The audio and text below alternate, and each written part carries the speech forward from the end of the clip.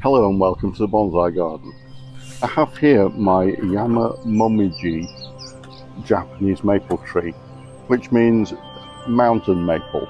It's a term which is used commonly to describe an unknown variant or cultivar of Japanese maple, which is typically what you will get if you grow a Japanese maple from seed, because they don't tend to grow true to the parent plant. Yama means mountain in Japanese, and Momiji is the name which the Japanese give to the Japanese maple, and I think it relates to the colour or the colour change of the leaves in autumn. Now, this particular tree I've had for about two years, and in that time it hasn't been repotted. Now, there is a window of opportunity for repotting your bonsai trees, which is typically as the buds are swelling and before the leaves have opened. So I'm a little bit late with this particular tree, which is a bit of a worry and a concern. However, also, this particular tree is in a sort of round or in-curve pot, and the concern I have is that the roots will be circling inside this pot, and if I leave that for too long, I might struggle to get the tree out of the pot. So I really feel that I need to repot this now. I initially bought this large Chinese glazed pot with the intention of planting this tree into it, and I wonder if perhaps that might be a little bit on the large side. I've also got this beautiful funky fish ceramics pot with a really nice rustic glaze on it, and I think that perhaps ultimately that tree might look better in that pot. But for the sake of the health of the roots and to help me try and develop the nabari on this tree, what I'm going to do is I'm going to initially plant this or overplant this into this particular pot. So that's what I'm going to do. So keep watching and you'll see me do that process. The first job is going to be to get the tree out of the pot. Now, it did have some tie wires underneath, which I've cut already, and I need to now try and ease that out of the pot. Now, I don't have a root sickle, but what I do have is a kitchen knife, so I'm just going to go around the edge of the pot and just try and free up any roots which have attached themselves to the outer wall of the pot, and then hopefully I can just ease this out.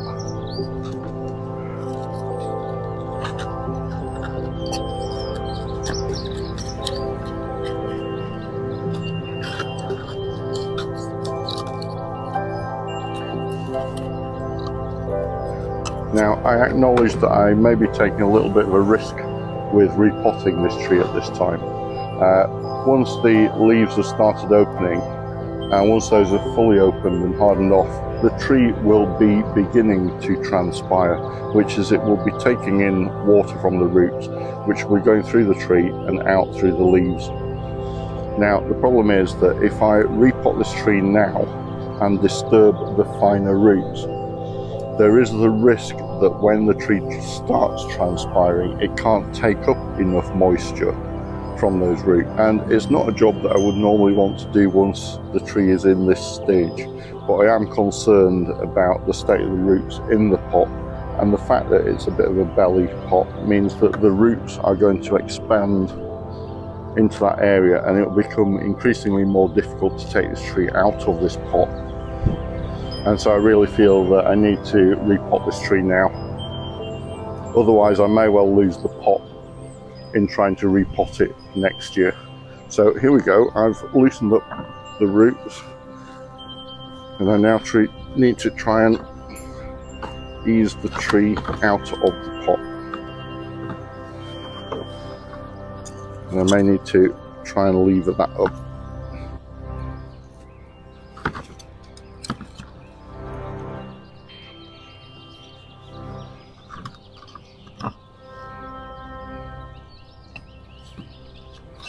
And here we go, it's coming up out of the pot.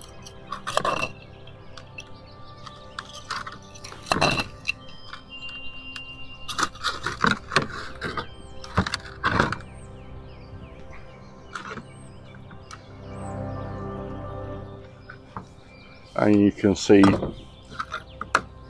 quite clearly those roots have started girdling the pot. They started going round. And so what I need to do now is comb that out. It looks like the top of the soil as well is quite moist.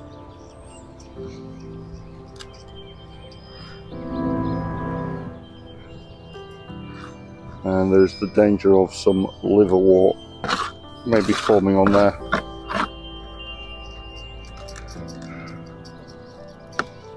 So I'm just going to comb around the outside of the root ball and also take out where some of the soil looks a bit black.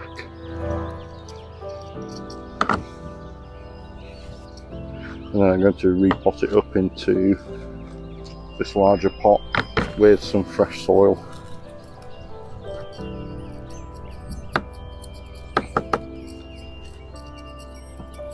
In doing this process, I'm also going to try and make the roots more radial if I can. So rather than them circling round and round, I'm trying to get them sort of splaying out from the trunk of the tree like this, so they're all radiating out.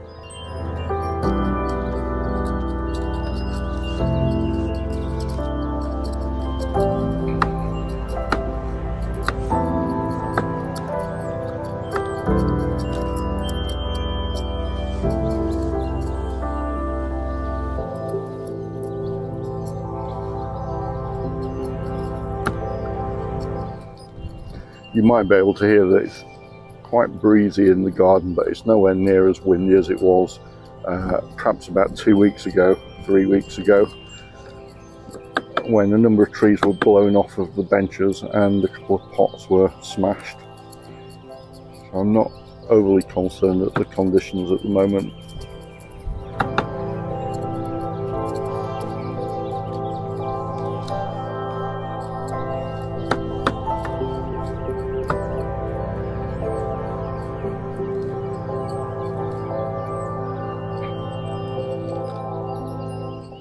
So I'm just rotating the tree round and combing the roots all in an outward direction.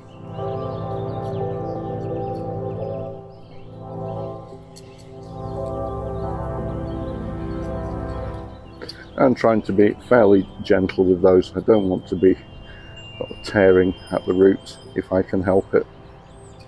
So I think we're done there with the roots. Just take a look underneath.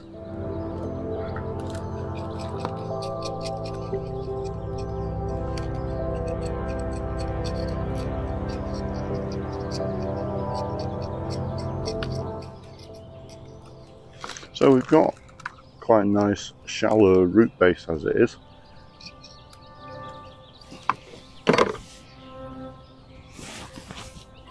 And what I'm just going to do is go around that and trim off some of the excess. There's already a lot of nice feeder root on here, and I want to leave as much of that intact as possible to ensure that the tree can take up plenty of water, particularly since the leaves are already beginning to open out.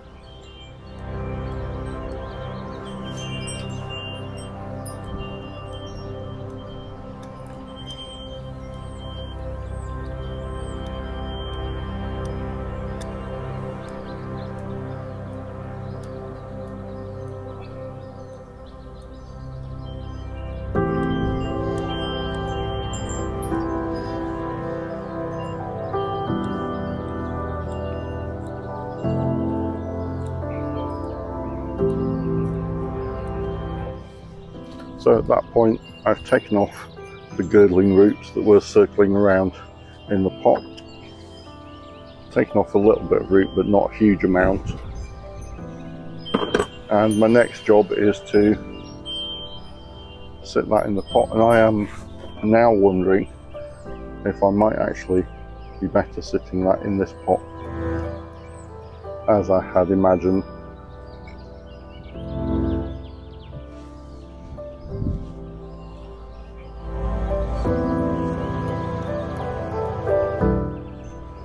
And I think that might be the case, but if I do that I may need to just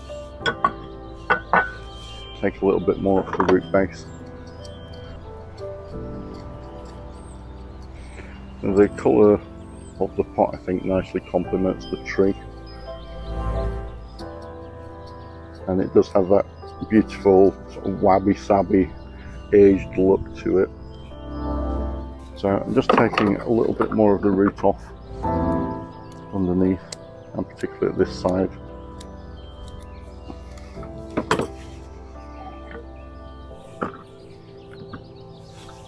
I think that will go well in that particular pot.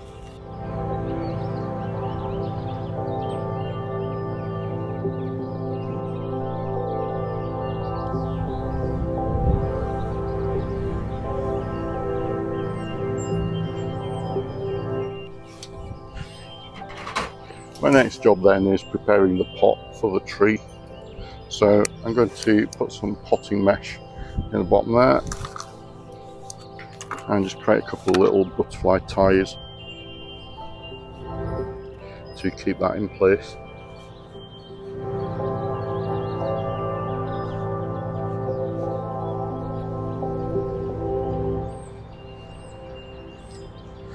And I'm always terrible at judging these, so just make a little clip which is 2 loops and 2 little bits sticking up, and I always tend to put these on the underside of the pot rather than inside the pot, and the purpose being that the curved bits on the bottom are less likely to catch on anything.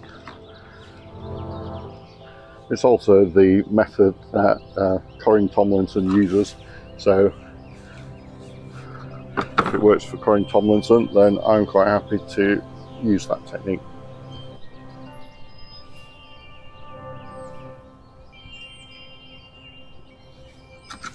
The man has bonsai running through his DNA, so who am I to argue?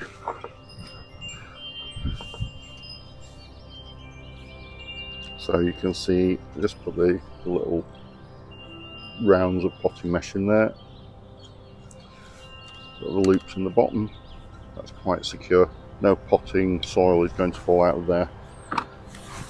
The next thing is I want to add some tie wires. So I'll just get some wire.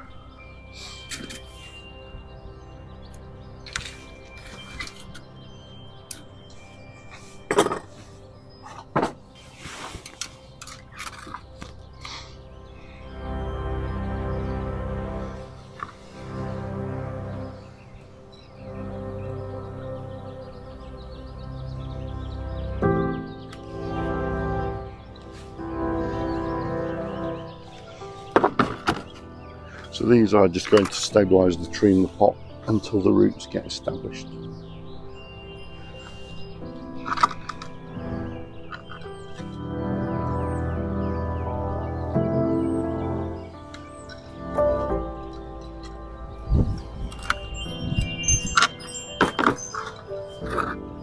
So there we are, tie down wires, potting mesh all added, the pot's ready to receive the tree.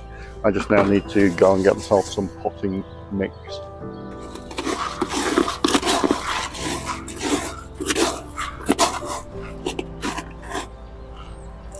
So this is pretty much my regular soil mix, and that's primarily molar clay or kitty friend cat litter, which if you're going to use molar clay or cat litter, make sure you're picking something which is terracotta in colour. Anything that's not that colour is almost certainly not the correct stuff to be using, and its properties are quite similar to Akadama, except that it doesn't tend to break down. Also in there I've got a bit of pumice. There's a little bit of agricultural sand in there as well, which I find makes the soil a bit more forgiving, particularly through the drier months, the hotter months. And there's just a tiny bit of regular garden centre compost in there as well, and that's what I'll be planting the tree in. So I start by just putting some soil in the centre of the pot. That's just a little bit more. And then I'm going to take my tree and just settle that down onto the compost, onto the soil. And then I'm going to take my tie down wires, and I like to use my wires in such a way that the wires go from one side and round the back of the tree, and then settle that into the pot.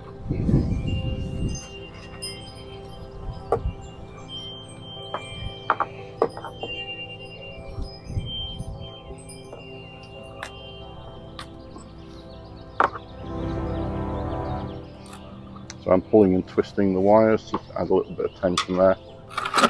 And then the same from the other side. And I have got a couple of prominent roots here, which I don't want to damage. So I'm going to try and feed my wire through and under those if I can.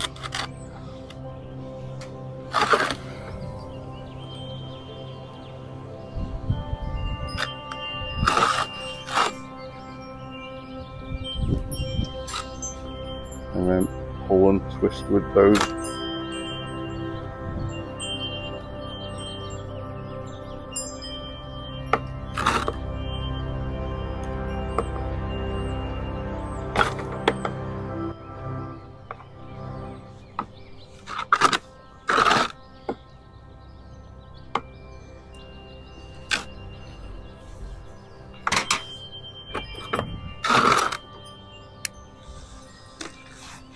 And the aim is that I now have my tree secured into the pot, and the wires aren't going to damage the developing nabari or the roots in there. So I'm now going to go around the pot and just infill that with soil.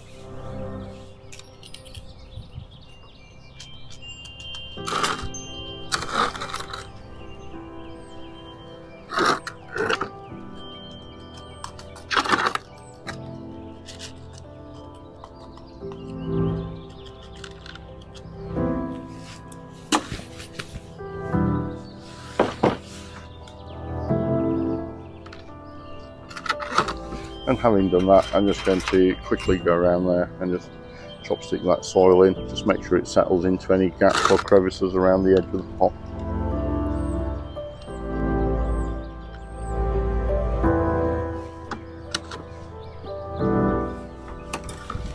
And there we go. That's my Japanese Yama-Momiji repotted into this funky fish pot. And as usual, the next job is to give that a watering to help settle it into the pot.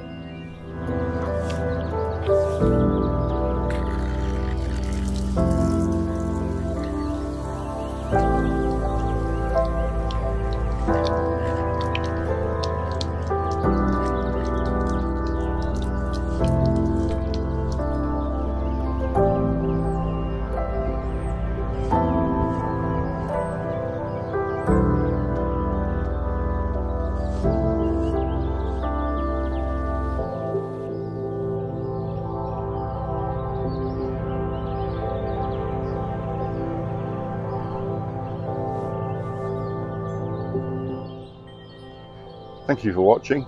I hope you found that interesting. If so, consider subscribing to be notified of future content.